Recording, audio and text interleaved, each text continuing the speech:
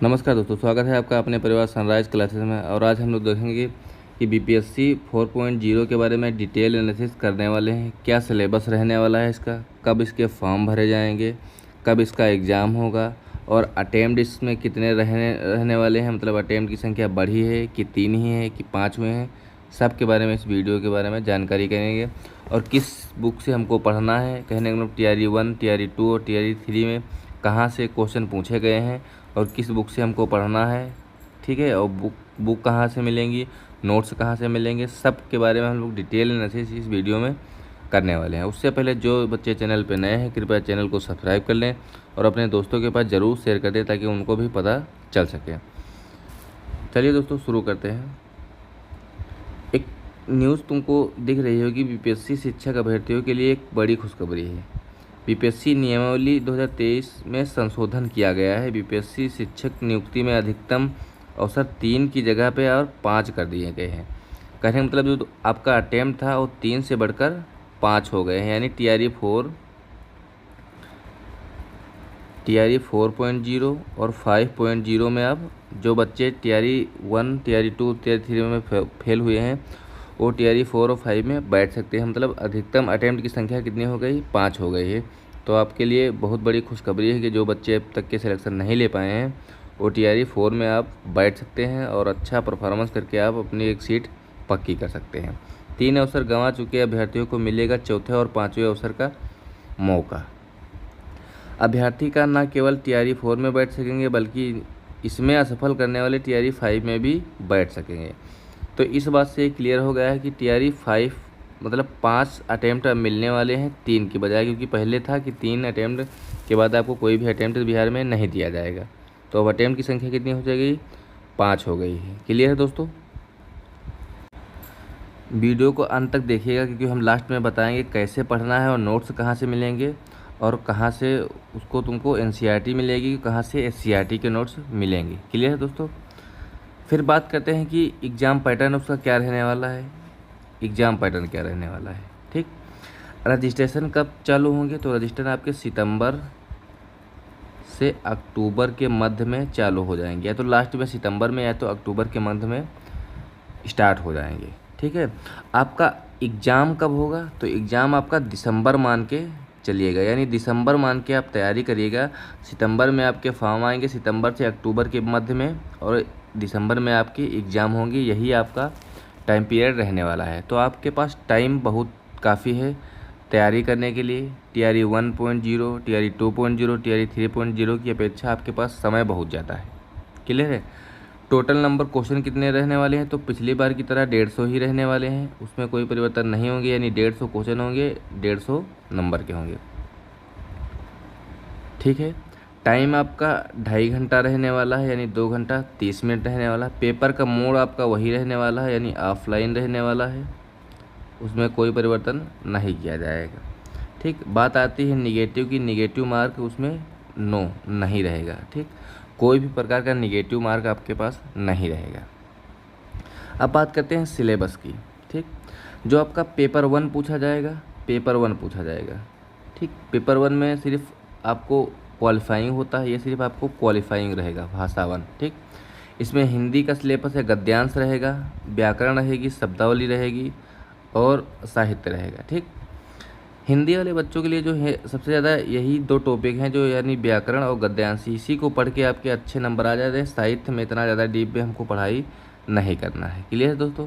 English वालों के लिए पैसेज है, ग्रामर है, आर्टिकल है, वो कैप्स है, ठीक। जो डेली बेसिस यूज होते हैं उनकी बात कर रहे हैं, ठीक है। ये हो गया पार्ट 1, जो PRT के लिए हो जाएगा। PRT के लिए हो जाएगा 30 मार्क का, कितने, 30 मार्क्स का। सिर्फ क्वालिफाइंग नंबर रहता है, इसमें सिर्फ आपको 9 नंबर लाने रहते हैं। इंग्लिश और हिंदी दोनों को मिला के 9 नंबर लाने रहते हैं, सिर्फ क्वालिफाइंग में। अगर आपके इसमें 9 नंबर से कम आएंगे तो आप यहीं से बाहर हो जाएंगे, आपका दूसरी पूरी कॉपी चेक ही नहीं हो पाएगी। कहने मतलब आप यहीं परीक्षा से बाहर हो जाएंगे। अगला है पेपर 2 जनरल स्टडी का। इसमें 120 नंबर का क्वेश्चन पूछा जाता है। अभी हम PRT के बारे में बात कर रहे हैं, उसके बारे में बात करेंगे 6 to 12 के बारे में। 120 नंबर क्वेश्चन पूछे जाए हैं। सब्जेक्ट आपके हैं मैथ रीजनिंग से, करंट अफेयर से, जनरल साइंस से, सोशल साइंस से, INM से यानी इंडियन नेशनल मूवमेंट से, ज्योग्राफी से, EVS से, बिहार स्पेशल से, पॉलिटी से और हिस्ट्री से। इसी 120 नंबर से आपकी कट ऑफ निर्धारित होगी, आपका सिलेक्शन निर्धारित होता है। क्लियर है?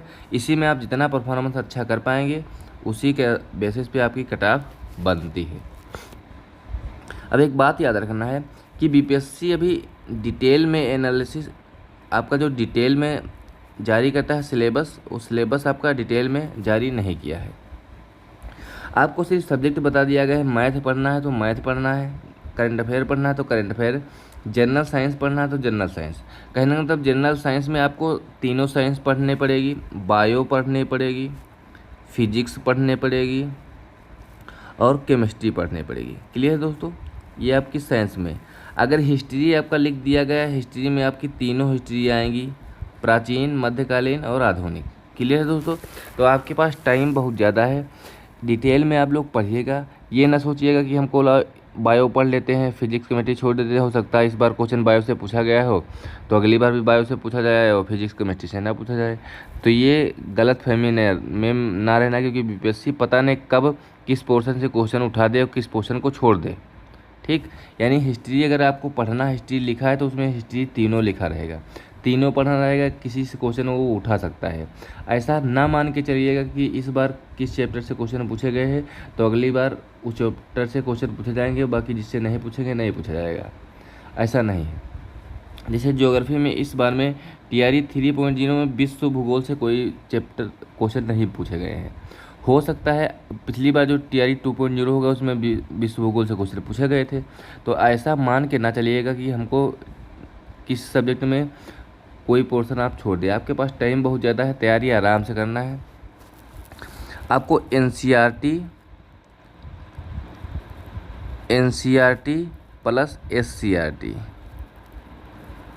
इससे तैयारी आपको करना है। ठीक है, इसी दो सब्जेक्ट से, मतलब इसी दो बुकों से आपको करना है, NCERT और SCERT पढ़ लेना है। 6 to 10, 6 से 10 तक की NCERT पढ़ लेना है। आपका जो PRT है उसमें सारे क्वेश्चन आपके लड़ जाएंगे उसी से। NCERT इससे बाहर एक भी क्वेश्चन नहीं आएगा। अब NCERT SCERT के नोट्स मिलेंगे कहाँ? डिस्क्रिप्शन में एक नंबर लिखा हुआ है, आप जब जाएंगे नीचे मोर के ऑप्शन पे क्लिक करेंगे तो वहाँ एक नंबर लिखा रहेगा, उस नंबर पे आप व्हाट्सअप करिएगा और जो सब्जेक्ट के आप कहेंगे उस सब्जेक्ट के आपके नोट्स वहाँ NCERT बेस मिल जाएंगे। क्लियर है दोस्तों? अब एक दिखा देते हैं। देखिए NCERT देख लीजिए, यहाँ पे लिखा है ज्वालामुखी भू प्रॉपर्टी पे खुला एक ऐसा छिद्र होता है जिसमें पिघले हुए पदार्थ अचानक निकलते हैं। यहाँ देखिए पूरा डायग्राम के माध्यम से NCERT में आपको दिखा रहेगा। ये हम NCERT के कुछ पेज दिखा रहे हैं आपको। यही नोट्स आपको जब नीचे डिस्क्रिप्शन में दिए नंबर पे आप मैसेज करेंगे तो आपको फुल NCERT, वो भी ओरिजिनल NCERT मिल जाएगी। इसी NCERT के द्वारा आपको पढ़ना है। जिस बच्चे के पास NCERT है कोई ज़रूरत नहीं है उसको मैसेज करने की, जिसके पास नहीं है तो वो मैसेज करके आप प्राप्त कर सकते हैं। ठीक, सभी सब्जेक्ट के हैं और ओरिजिनल है, सभी सब्जेक्ट के हैं। क्लियर है? तो कोई भी सब्जेक्ट है, वो चाहे बच्चा पार्टिकुलर 6 to 8 वाला हो, चाहे 9 to 10 वाला हो, चाहे 11 to 12 वाला हो, ठीक, चाहे 1 to 5 वाला हो। ठीक, सभी के लिए NCERT नोट्स डिस्क्रिप्शन में व्हाट्सएप पे दिए गए नंबर पे मैसेज करके प्राप्त कर लेना है।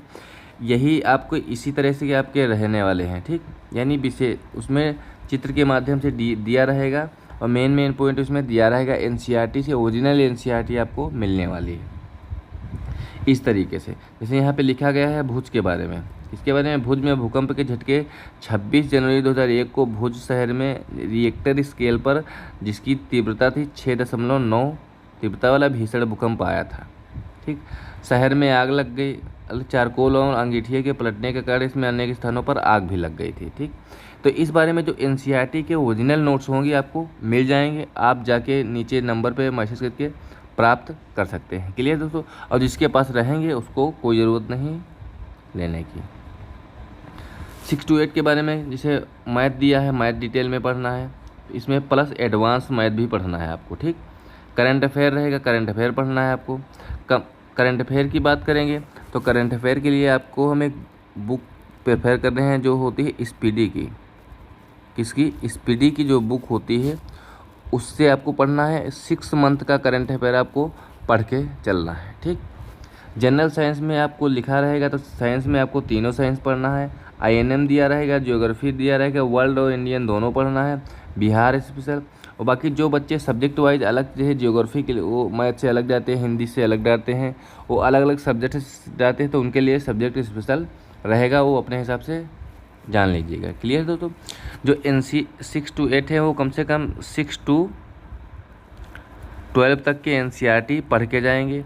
जिन बच्चों के पास NCERT नहीं है, हम बार बार बता रहे हैं, नीचे व्हाट्सएप पे नंबर, डिस्क्रिप्शन में नंबर दिया गया है, उस पर आप मैसेज करके प्राप्त कर सकते हैं। क्लियर दोस्तों। तो ये आपके पास डिटेल में एनालिसिस रहा, जो सिलेबस का क्या पैटर्न रहने वाला है और NCERT नोट्स आपके कहाँ से मिलेंगे, पूरे आप NCERT से कवर कर लीजिएगा। उसके बाद में आपके कोई दिक्कत नहीं वाले हैं, सारे क्वेश्चन NCERT और SCERT से आपके पूछे गए थे, ठीक। वो अलग बात है कि डिटेल से पूछे गए थे और पैराग्राफ वाइज पूछे गए थे, तो आप जब डिटेल में NCERT आप पढ़ लेंगे तो आपको घबराने की कोई ज़रूरत नहीं रहेगी, सभी क्वेश्चन उसी से आपको मिल जाएंगे। क्लियर दोस्तों। तो पता चला किस बुक से पढ़ना है और कहाँ से पढ़ना है, ठीक। अगर ऐसे पढ़ोगे तो सिलेक्शन पक्का है। अगर NCERT आप कवर कर लोगे, NCERT प्लस SCERT आप कवर करे रहोगे, तो आपको पेपर में बैठने से आपको कॉन्फिडेंस मिलेगा और आपका अच्छे से क्वेश्चन बना भी पाओगे, क्योंकि सभी क्वेश्चन NCERT और SCERT से ही पूछे गए अब तक के जितनी तैयारी हुए हैं, ठीक।